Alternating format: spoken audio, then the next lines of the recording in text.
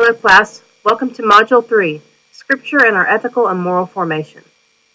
So for the past 2 weeks, we've spent some time learning about forms of moral reasoning, utilitarianism, ethical egoism, deontology or principle ethics, and character and virtue ethics.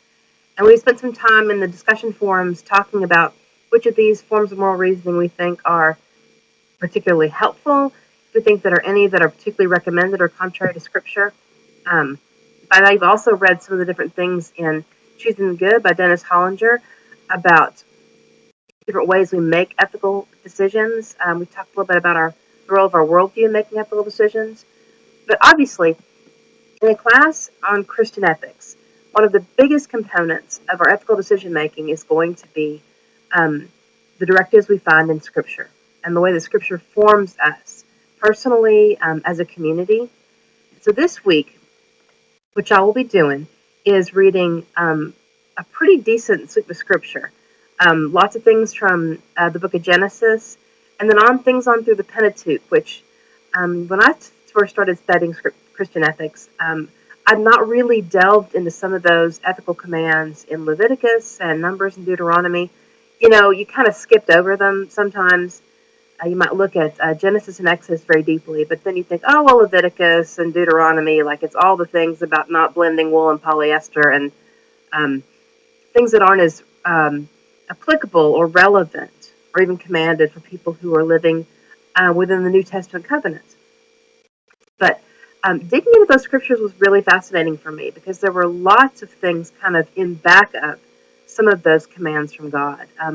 And one thing that we'll come across quite a bit as you look through the scriptures yourself, as you look through the PowerPoint presentation on the scriptures and different things, is so much of the character of God becoming revealed and emphasized as he attempts to form, and begins to form the people of God for almost the very first time. So admonitions over and over to be holy as the Lord is holy.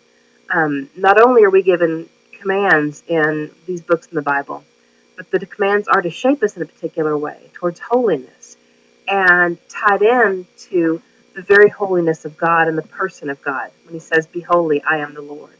So I'm very excited for y'all to be reading through those, then see how those themes either change or play out in the major prophets and the minor prophets, and then of course on into the Gospels and the epistles. So it's a decent amount of reading in the scriptures, but I know that y'all will be great, and I'm very excited to have y'all reading through those. A couple of videos also from Walter Brueggemann and N.T. Wright on ways in which we approach the Bible. We approach it as an authoritarian role in our life, or is it authorizing us to live certain ways, to seek the kingdom of God in certain ways. And some wonderful words from N.T. Wright, who, if y'all have not had him yet in different classes, is really a treat and a treasure to read and to digest and pore over and contemplate. And a man with a genuine, deep, not only reverence for Scripture and deep amount of work with it, but who has a deep love for Scripture. You can see that Scripture not only is the thing to which he's sort of dedicated his vocational life, the study of Scripture and the sharing of that, but the way in which Scripture has formed Bishop Wright very deeply. And to hear him speak on Scripture as a symphony, as a broad sweep given to us to be carried along in, is very powerful. So I commend those videos to you, and I'm very excited you'll be experiencing them. And then finally, we're going to go through a presentation about different ways of using Scripture in our ethics. And this is from a recommended text. What do they say about Scripture and ethics?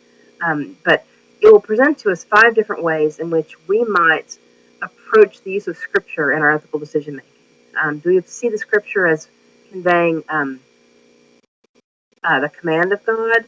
Do we see Scripture as conveying something about deep discipleship or character formation or the liberation of God's people? So I'm excited for you to be able to read those things too, and I'm looking forward to seeing what you have in the forum discussions. But this week we are really going to take our time this week to see how this very particular component of Christian ethics shapes us and how our worldview shapes how we read it. I know that that in Module 1, when we spoke at length about the difference between moral formation and Christian ethics, moral theology, and Christian ethics.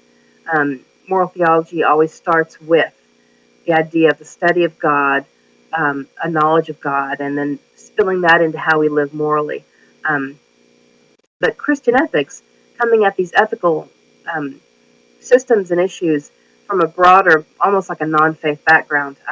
But we know that as Christian ethicists, we bring some very particular things in our toolbox, and nothing is more particular or more precious to the Christian ethicist, like the Christian in general, as the scriptures. And so I am excited for y'all's work this week and look forward to seeing how we process it together.